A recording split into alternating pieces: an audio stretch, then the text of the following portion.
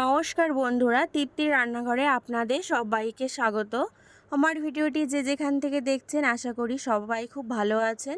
আমি আজকে বাঙালিদের আরও একটি প্রিয় খাবারের রেসিপি নিয়ে কিন্তু হাজির হয়ে গেছি। একদম তেল মশলা কম দিয়ে চিংড়ি মাছ দিয়ে লাউয়ের রেসিপি। এটা কিন্তু গরম গরম ভাতের সঙ্গে কিন্তু সত্যি খুবই দুর্দান্ত লাগে। ভিডিওটি স্কিপ না করে পুরো ভিডিওটি দেখার অনুরোধ রইল। চলুন তাহলে এবার রেসিপিটি শুরু করা যাক।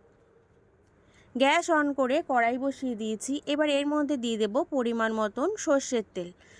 এই রান্নাটা কিন্তু পুরো সর্ষের তেলেই করতে হবে। তেলটাকে প্রথমে কিন্তু হাই ফ্লেমে ভালো করে একটু গরম করে নিতে হবে।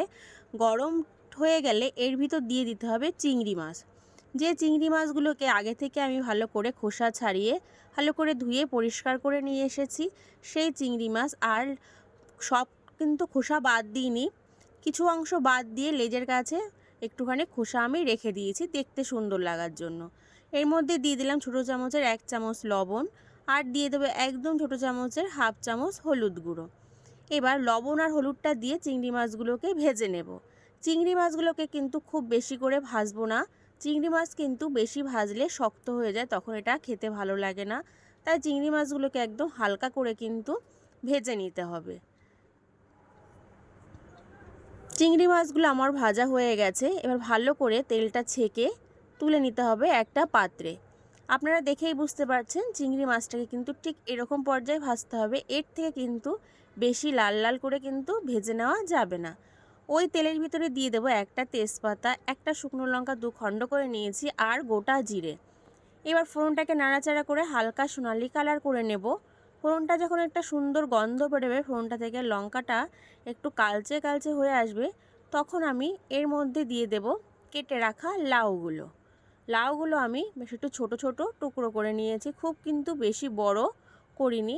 লাউগুলোকে কেটে ভালো করে কিন্তু ধুয়ে নিয়েছি। লাউগুলো আমার দেওয়া হয়ে গেছে। এবার দিয়ে দেব স্বাদ মতো লবণ।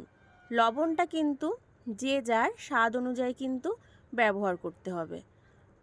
আর এর মধ্যে দিয়ে দেবো এবার আমি ছোটো চামচের 1/2 চামচ হলুদ গুঁড়ো। হলুদ আর লবণটা আমার দেওয়া হয়ে গেছে। লাউর সাথে হাই ফ্লেমে ভালো করে মিশিয়ে নেব।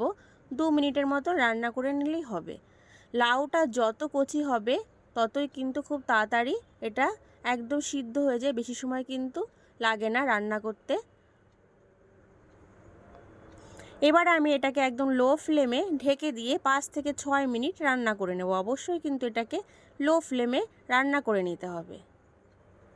6 মিনিট হয়ে গেছে। এবার আমি ঢাকনাটা কিন্তু তুলে নেব। তুলে নিয়ে সবার প্রথমে একটু ভালো করে কিন্তু এটাকে মিশিয়ে নেব। আর অবশ্যই এখন আমি গ্যাসের ফ্লেমটাকে কিন্তু একটু বাড়িয়ে দেব। আর দেখে নেব লাউটা আমার সিদ্ধ। দেখুন, প্রথমে 2 মিনিট আর পরে 6 মিনিট ঢেকে দিয়েছি, তাতেই কিন্তু লাউটা আমার পুরোটাই সিদ্ধ হয়ে গেছে। লাউ ভালো হলে কিন্তু বেশি সময় রান্না করতে লাগে না, খুবই কম সময় কিন্তু রান্নাটা হয়ে যায়। এবার আমি এর মধ্যে দিয়ে দেবো কিছু বাটা মশলা, যেটা আছে আদা আর কাঁচা লঙ্কা। আদার কাঁচা লঙ্কাটা কিন্তু আমি মিহি করে বাটিনি, একটু আধ ভাঙা করে বেটেছি। বেশ তাহলে একটা আদার ভালো সেন্ট আসে, সেই কারণে আদাটাকে আমি মিহি করে বাটিনি। এবার এর মধ্যে দিয়ে দেবো ভেজে রাখা চিংড়ি মাছগুলো।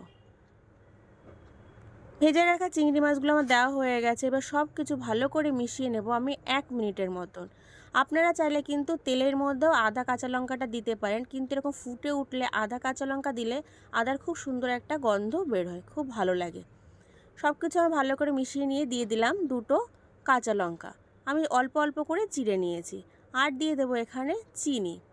লাউর মধ্যে একটু চিনি না দিলে কিন্তু খেতে ভালো লাগে না। বেশ একটু মিষ্টি মিষ্টি ঝাল ঝাল হলেই কিন্তু এটা খেতে খুব ভালো লাগে। চিনি দিয়ে আবারও কিন্তু সব কিছু ভালো করে মিশিয়ে নিলাম। আর দিয়ে দেবো এখানে চালের গুঁড়ো। আমি 1 চামচ চালের গুঁড়ো নিয়ে জলে গুলে দিয়ে দিলাম। চালের গুঁড়োর জায়গায় আপনারা কিন্তু একটু ময়দাও দিতে পারেন। এটা দিলে কি হয়, বেশ এটা একটু মাখা মাখা ভাব হয়, তখন এটা দেখতেও ভালো লাগে আর খেতেও কিন্তু খুবই ভালো লাগে। আর দিয়ে দিলাম ধনেপাতা কুচি। এবার সব কিছু আবারও কিন্তু একটু ভালো করে মিশিয়ে নেব। অবশ্যই কিন্তু আমি হাই ফ্লেমে কিন্তু এখন রান্নাটা করে নিচ্ছি। সব কিছু আমার ভালো করে মেশানো কিন্তু হয়ে গেছে। আমি কিন্তু এখানে আর জাল করব না। এবার আমি গ্যাসের ফ্লেমটাকে অফ করে দেব। আপনারা যদি মনে করেন একটু ঝোল ঝোল রাখবেন তাহলে এখানে একটু জল ব্যবহার করতেই পারেন। আর যদি মাখা মাখা খেতে চান তাহলে আর জল ব্যবহার করার প্রয়োজন নেই, লাউ থেকে যে জলটা বেরোবে সেটাই হয়ে যাবে। আজকের রেসিপি কিন্তু আমার পুরোপুরি তৈরি হয়ে গেছে, চিংড়ি মাছ দিয়ে লাউয়ের রেসিপি, খুবই তেল মশলা কম দিয়ে। তাহলে আজকের রেসিপি এই পর্যন্তই, ধন্যবাদ।